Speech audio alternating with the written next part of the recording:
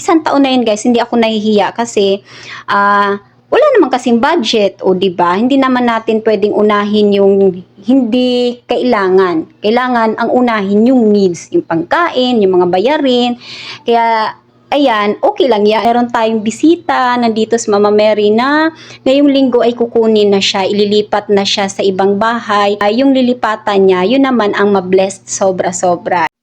Hello guys, this is Mama Angel. Welcome back to my channel. For today's video, ay share ko lang sa inyo yung konting changes dito sa living room and dining room. And then, i-share ko din sa inyo yung mga bagay na bago naming naipundar.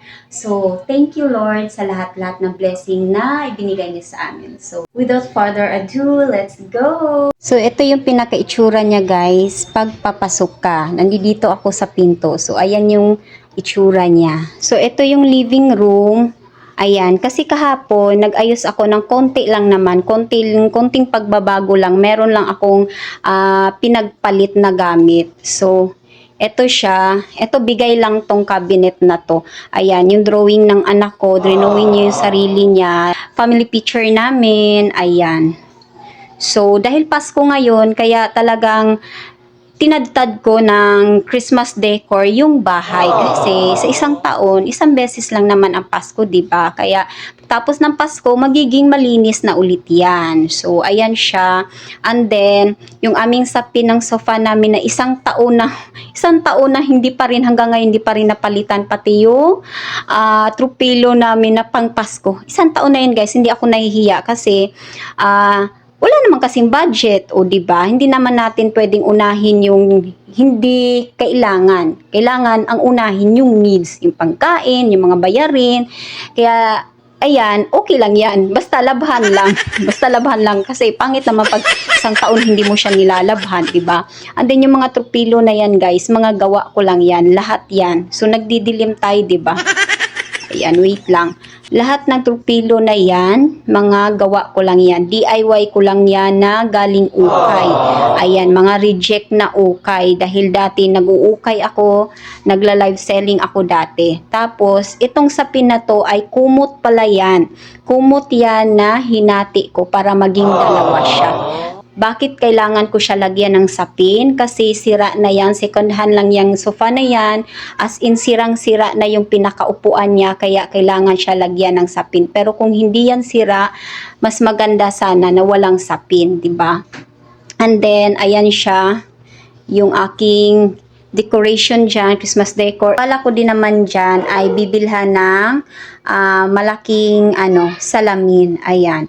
Soon, ayan. Soon tayo, soon. In God's time, ayan. In God's perfect time. Kasi wala namang imposible kay God. Ayan. Pag nagkaroon tayo ng budget para dyan, ay bibili tayo. Sa ngayon, wala tayong budget. So, yan na muna. Yung Christmas decor, ayan. Pagka nagka-budget tayo, bibilhan ko ng malaking salamin yan. Kasi mas maganda, dahil sabi din ng anak ko, dahil mahilig sila magsasayaw-sayaw, ayan, mas maganda na malaking salamin dyan para parang studio na pangsayaw, o hindi ko alam, basta yun. Get nyo ba guys? Ayan, malaking salamin dyan. Ito yung nabago, ito yung pinagbaliktad ko, pinagpalit ko.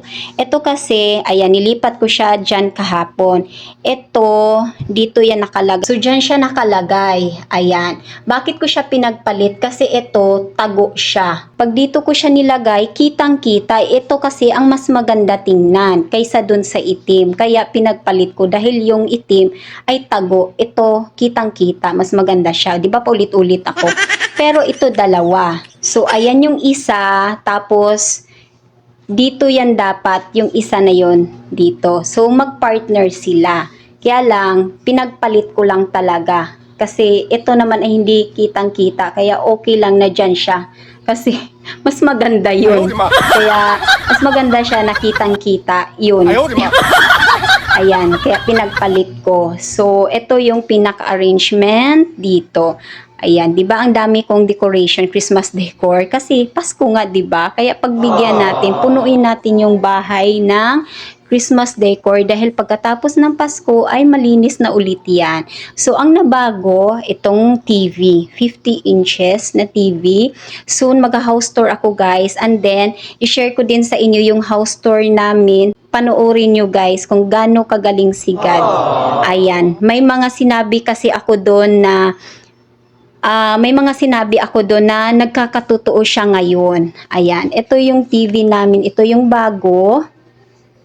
And then, ito yung bago. Ayan, bumili yung asawa ko nito kasi kami kasi yung pamilya na hindi naglalabas, hindi gala ng gala. Kasi sayang ang pera, kaya bumili na lang siya ng ganyan para meron kaming libangan, hindi cellphone ng cellphone, hindi internet, ganyan. May libangan, banding na rin namin dito sa loob ng bahay. Ano siya, parang billiard.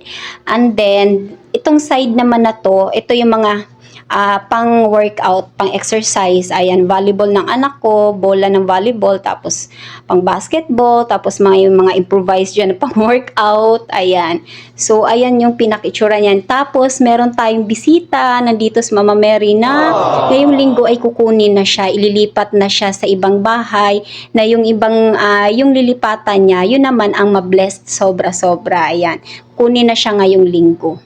Computer dyan nakalagay, and then dahil walang mapaglagyan si Mama Mary, tinanggal muna namin ang computer, nilipat namin dun sa kwarto ng panganay ko. So ayan yung pinakaayos niya. I-share ko din pala sa inyo guys, o diba ang dami kong share sa inyo. Dapat kayo meron din kayo i-share sa akin ha. I-share ko din sa inyo yung gawa ng anak ko. Ayan, dahil talagang mahilig yung mga anak ko, yung dalawang anak ko, talagang hindi din sila naboboard kahit nandito kami sa loob ng bahay. Mahilig yung anak ko mag-drawing, ayan, mag-paint, ayan, gawa niya yan. So, ayan, dinisplay ko. And then, yan naman yung isa. Ayan, di ba? Oh. Para talagang makikita ng anak ko na na-appreciate talaga namin yung mga gawa niya. Tapos, drawing ng anak kong panganay kasi talaga mahilig sila mag-drawing, mag-DIY. Ayan. And then, ayan. So, lipat naman tayo dito sa dining room. So, ito yung dining room natin. Ayan. Yung lamesa natin, bago yan. Nung Sunday lang yan, galing Pangasinan. Worth it, ayan, worth the price, tsaka worth it din ang pag-antay namin ng halos dalawang taon, ang tagal no, dalawang buwan namin siyang, halos 2 buwan namin siyang inantay kasi made to order yan, ayan, animan siya, sobrang bigat ng table na yan, and then ito din, ayan, katerno niya. Yung center table, ayan, katerno niya. Pero, yung kulay na yan ay request ng asawa ko kasi wala yan sa choices. 2 choices lang kasi. Yung in-order namin, black and white. Tapos, yung isa naman ay chocolate brown and white. Eto, wala to sa choices. Buti na lang, naisipan ng asawa ko, hindi pa napinturahan lahat. Kumbaga, napinturahan siya, puti pa lang. Wala pa tong gold na to. Kaya ni-request ng asawa ko, white and gold. Ayan, kaya nagdagdag kami ng 500 para sa gold kasi titimplahin pa. Wala naman daw mabibili na pintura na gold na. Kaya talagang tinimpla nila yan para maging ganyan. Kaya perfect na perfect. Ang ganda. Ito pala yung bagong gamit. Ayan, yung center table, yung dining table, and then yung pang ano natin dyan para tanggal boring, para tawag nito, pang banding, and then yung si Junpyo, hindi si Junpyo, yung TV, ayan, yun yung bagong gamit ngayon na naipundar namin ngayong taon na ito. Thank you Lord, ayan. So guys, may balak nga pala kami ditong bilhan ng TV rack na mas malaki. Itong TV rack na to ay bigay lang yan. Ayan, thank you sa mga nagbigay ng gamit. Ayan, so bakit? Ayan, sa mga magtatanong, mga nagtataka. So, baka magtaka kayo. Ito mga gamit namin dito, yung iba ay mga bigay-bigay lang. Kasi yung mga naipundar ng asawa ko na sa loob ng sobrang tagal-tagal na, ilang years na naipundar namin na gamit ay naibenta noong pandemic. Ayan, so mga 20% na natira, 80% ay nabenta. So, eto, balak namin siya bilhan ng TV rack na ka-size niya or higit pa para mas maganda siya tingnan. Kasi talagang bitin na bitin yan. 'Di ba? Mas maganda. Agree ba kayo guys? O narinig ko kayo, mag-agree kayo. 'Di ba mas maganda? O kasi maliit kasi siya, kaya talagang mas maganda talaga na malaki. Malaking TV rack. Ayan, soon. Hindi ngayon kasi wala pa tayong budget. Pagka nagka-budget na lang tayo. Ayan, bibilhan namin ng TV rack na mas malaki yan. So, balik na tayo dito sa ating dining room. Ayan. So, etong mga gamit na to, hindi siya nagbago. Hindi siya nagbago kasi dati vlinag ko na to. Ayan pa rin siya, mga bigay-bigayan na baso na hindi naman namin nagagamit. So, ginawa ko na lang siyang display. So, ayan siya, ilapit ko. Oh, ayan. Ginawa ko na lang siyang display and then meron tayong coffee maker dyan. Ayan. So, pag may handaan or ano, dahil ngayon papalapit na ang Pasko, dyan ilalagay yung mga plato or pagkain. Ayan. Kaya naglagay talaga, sinadya ko talagang maglagay ng dyan. Hindi naman siya lamesa. Kasi yan, gamit ng asawa ko yan. Sa trabaho dapat yan. Kaya lang, hindi niya ginagamit. So, ginamit ko. Kaya nilagay ko siya dyan. Ayan. So, ito yung pinaka-dining natin. Dati meron kaming Last Supper na ibenta namin. Ay, hindi pala. Joke lang. Iba pala yung nasa isip ko. Yung nabenta pala namin, yun pala yung koi. Ayan, yung pampaswerte na koi. Ay, yung Last Supper pala namin na tawag nito na kahoy, nandun pala sa Cebu. Ayan, naiwan. Hindi siya naiwan. Talagang sadya namin iniwan dun kay mama. Nandun sa Cebu yung Last Supper na yon. So, balak namin soon, pagka nagka-budget ulit, ayan, bibilhan namin siya ng Last Supper dyan para perfect na siya sa malaking lamesa. Ayan. Soon, guys.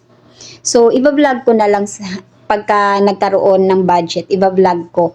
Ipapakita ko sa inyo magiging itsura niya pag meron na yung Last Supper dyan. Pati yung salamin. Ayan. Iba-vlog ko. Ipapakita. Siyempre, isi-share ko sa inyo. And then, ito yung gawa ko na wall Christmas tree. Tree ba?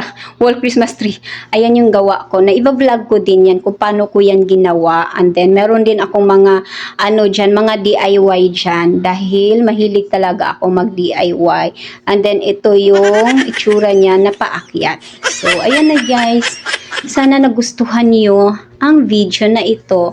And then, sa mga mommies natin dyan na gusto makatipid, magstay lang kayo dito sa channel ko. And then, sa mga hindi pa nag-subscribe, please subscribe to my channel dahil marami kayong matututunan sa akin. So, ayan na siya guys. Ayan. Abangan nyo yung aking house tour dito kasi itong bahay na to hanggang 3rd floor siya. So, ayan yung ating living room at dining room. Ayan. Sana nagustuhan nyo yung arrangement ko dito, yung ayos ko. O, diba? Nahilo ba kayo? Ayan. O baka may mag-question, ito pala, pag hindi ginagamit pala, ay iusog namin yan dito. Ayan. Ngayon, kasi ginagamit siya, kaya siya nandyan sa gitna. Pero, may balak ka talaga ako dito para hindi siya mahirap. Kung gusto mo siyang iusog, madali lang siyang iusog. Gusto mo siyang gamitin, iusog mo siya sa gitna, madali lang. Hindi mahirap. Pati din tong center table. Kasi minsan, yung anak ko, nagsasayaw-sayaw dito. Kailangan ng malaking space. Ayan, dahil mahilig silang magsasayaw yung dalawang anak ko. Kaya, etong center table na to, dahil sobrang bigat niyan, mahirap talaga siyang buhatin. So, lalagyan namin to ng gulong. Ayan. Etong center table, pati yung lalagyan namin ng gulong yan para madali na lang siyang iusog-usog. So, that's it guys. Sana nagustuhan nyo. Abangan nyo yung house tour ko dito sa bahay na ito. And then, please panoorin nyo yung house tour ko dun sa inalisan naming bahay dati. Ayan, i-compare nyo siya guys, yung house tour ko dun sa inalisan namin dati, tsaka yung magiging house tour ko dito sa bahay na tinirhan namin ngayon. Ayan, sana nagustuhan nyo yung ayos ko. And then, sa mga hindi pa po nakasubscribe, please subscribe to my channel. Sa mga mamis natin na gustong makatipid, welcome na welcome kayo sa channel ko. I-share ko sa inyo yung mga hacks, mga DIY ko na talaga namang sobrang laking tipid. Ayan. Thanks for watching! Sana nagustuhan nyo yung ating vlog ngayon. Ayan, abangan niyo yung magiging house tour ko dito. And then, please panoorin nyo po yung house tour ko sa dati naming bahay na inalisan. Ma-amaze kayo guys dahil hindi ko talaga akalain na magkakatotoo yung mga sinasabi ko dati na ngayon nagkakatotoo siya. So, napakagaling talaga ni God, sobra. Ayan. Sa mga hindi pa po nakasubscribe sa channel ko, please subscribe. Lalong-lalo na yung mga mamis natin na gustong makatipid. Ayan, welcome na welcome kayo dito sa channel ko dahil ituturo ko sa inyo yung mga paano magtipid. Paano magtipid. Ayan, yung sa mga hacks, ayan, mga DIY, tuturo ko sa iyo yung mga, sa inyo yung mga gawa-gawa ko dito. Ayan, na sobrang laking tipid talaga kasi kung hindi ako mahilig mag-DIY, wala. Talagang puro gastos lang siguro. Kaya napaka ano talaga pag mahilig kang mag-DIY, mahaba ang pasensya mo sa pag-DIY kasi hindi talaga madali ang gumawa ng mga bagay-bagay na ikaw lang ang gagawa na made siya sa mga scratch. Ayan, na hindi mo na kailangan bumili. Ikaw na lang kung anong meron na nakita mo sa loob ng bahay, magagawa mo siyang bago. Ayan. So, laking tuwa ko dahil namana ng mga anak ko, dalawang anak ko, yung pagka mahilig sa pag-DIY. So, yun lang guys sa ngayon. Magsama-sama tayo, magkita-kita tayo sa susunod kong vlog. Thanks for watching guys. God bless. Bye!